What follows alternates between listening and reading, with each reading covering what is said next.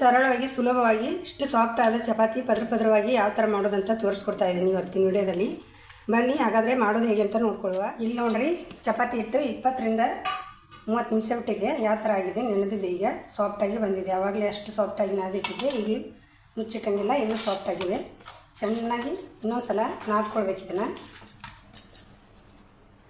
ನೋಡಿ, ಕೈಗೆ ಸ್ವಲ್ಪ ಎಣ್ಣೆ ಸವರ್ಕೊಂಡಿದ್ದೀನಿ, ಅಡುಗೆ ಎಣ್ಣೆ ಸವರ್ಕೊಂಡು ಈ ಥರ ಚೆನ್ನಾಗಿ ಮಿದ್ದಬೇಕು. ಮಿದ್ದಿ ನಮ್ಗೆ ಎಷ್ಟು ಬೇಕು ಅಷ್ಟು ತೊಗೊಂಡು ಮಿಕ್ಕಿದ್ದನ್ನು ಸೈಡಿಗೆ ಇಟ್ಟು ಉಳ್ಳಿ ಮಾಡ್ಕೋಬೇಕು. ಚೆನ್ನಾಗಿ ಒಂದು ಸಣ್ಣದ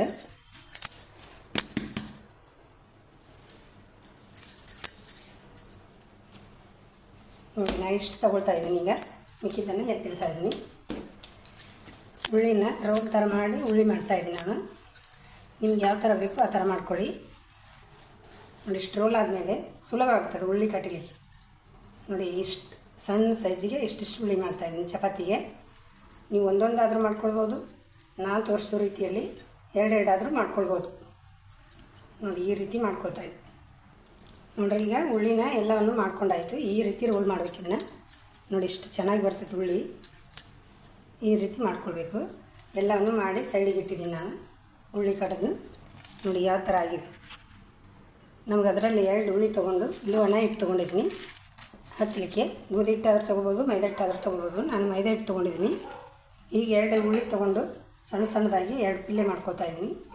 ನೋಡಿ, ಈ ಥರ ಪಿಲ್ಲೆ ಮಾಡ್ಕೊಂಡ್ಮೇಲೆ ಎಣ್ಣೆ ತೊಗೊಳ್ಬೇಕು. ಈಗ ಎಣ್ಣೆ ತೊಗೊಂಡು ಈ ಥರ ಸವರಬೇಕು. ಒಂದಕ್ಕೆ ಮಾತ್ರ ಸವರಬೇಕು, ಒಂದಕ್ಕೆ ಹಾಗೆ ಹಾಕಬೇಕು. ಪೌಡ್ ಮಾಡಿ ಅದರ ಉಚ್ಚಿ ರುಬ್ಬಿಕೊಂಡು ಚೆನ್ನಾಗಿ ಬರ್ತವೆ ಚಪಾತಿ. ನೋಡಿ, ಈ ಥರ ನಮ್ಗೆ ಯಾವ ಸೈಜಿಗೆ ಬೇಕೋ ಆ ಸೈಜಿಗೆ ತೆಳುವಾಗಿ ಮಾಡ್ಕೋಬೋದು, ದಪ್ಪವಾಗಿ ಮಾಡ್ಕೋಬೋದು. ತುಂಬ ಚೆನ್ನಾಗಿ ಬರ್ತದೆ ಚಪಾತಿ. ನೋಡಿ, ಚಪಾತಿ ಅನ್ನೋದು ಈ ರೀತಿ ರೆಡಿಯಾಗಿದೆ. ತುಂಬ ಚೆನ್ನಾಗಿ ಬರ್ತದೆ ಚಪಾತಿ ಈ ರೀತಿ ಮಾಡೋದ್ರಿಂದ. ನೋಡಿರಿ, ಈಗ ಹಂಚು ಕೂಡ ಕಾಯಲಿಕ್ಕೆ ಇಟ್ಟಿದ್ದೀನಿ. ಹಂಚಿಗೆ ಸ್ವಲ್ಪ ಎಣ್ಣೆ ಹಾಕ್ಕೊಳ್ತಾ ಇದ್ದೀನಿ. ಎಣ್ಣೆ ಹಾಕ್ಕೊಂಡು ಈ ರೀತಿ ಹಾಕ್ಕೊಂಡು ನೀಟಾಗಿ ಬೇಯಿಸ್ಕೊಳ್ಬೇಕು. ತುಂಬ ಬೇಗನೆ ಬೇಯ್ತೈತಿ. ಉರಿ ಫಾಸ್ಟಲ್ಲಿ ಇಡಬೇಕು, ಸ್ಲೋಲ್ಲಿ ಇಟ್ಟರೆ ಚೆನ್ನಾಗಿ ಬೇಯೋಂಗಿಲ್ಲ. ನೋಡಿ, ಈ ಥರ ಕಾಯಿಸಿ ಹಾಕ್ಬೇಕು. ಮತ್ತು ಬೇಗನೆ ತುಂಬ ಸರಳವಾಗಿ ಮಾಡ್ಕೊಳ್ಬೋದು ಚಪಾತಿ. ಕಷ್ಟ ಏನಿಲ್ಲ. ಬೇಗನೆ ಹಿಟ್ಟು ಕಲಸಿಟ್ರೆ ಬೇಕಾದಾಗ ಮಾಡ್ಕೊಂಡ್ಬಿಡ್ಬೋದು ತಟ್ಟಂತ. ನೋಡಿ, ಎಷ್ಟು ಚೆನ್ನಾಗಿ ಉಬ್ಬಿ ಬರ್ತಾಯಿದೆ. ಮತ್ತು ಹಾಗೆಯೇ ಹೀಗೆ ಹೊಳಿಸಿ ಹಾಕ್ಕೊಳ್ಬೇಕು ಮತ್ತೊಂದು ಸಲ. ಅಷ್ಟು ಚೆನ್ನಾಗಿ ಉಬ್ಬಿಕೊಂಡು ಬರ್ತವೆ ಚಪಾತಿ. ಎಲ್ಲಿ ಬೆಂದಿರೋಂಗಿಲ್ಲ, ಅಲ್ಲೆಲ್ಲಿ ಹೊಳಿಸಿ ಹಾಕ್ಕೊಂತು. ನೋಡಿ, ಎಷ್ಟು ಚೆನ್ನಾಗಿ ಬಂತು. ಹಾಕ್ಕೊಂಡು ಬೇಯಿಸ್ಕೊಳ್ಬೇಕಾಗ್ತದೆ. ನೋಡಿ, ಎಷ್ಟು ಚೆನ್ನಾಗಿ ಬಂದಿದೆ.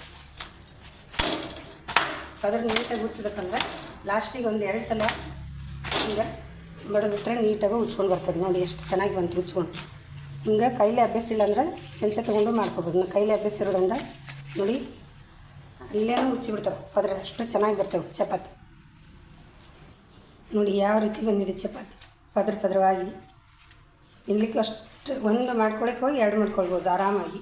ಒಂದೊಂದೇ ಮಾಡ್ಕೊಳ್ಳೋಕ್ಕಿಂತ ಈ ಥರ ಮಾಡ್ಕೊಳ್ಳೋದ್ರಿಂದ ತುಂಬಾ ಟೈಮ್ ಸೇವ್ ಆಗುತ್ತೆ. ನೋಡಿ, ಎಷ್ಟು ಮಿದುವಾಗಿ ಬಂದಿದ್ದಾವೆ. ಹಾಗೆಯೇ ಬಾಯಲ್ಲಿಟ್ಟರೆ ಕರಗಿ ಹೋಗ್ತವೆ. ಅಷ್ಟು ಚೆನ್ನಾಗಿದೆ chapati. Thank you for watching. If you like this video,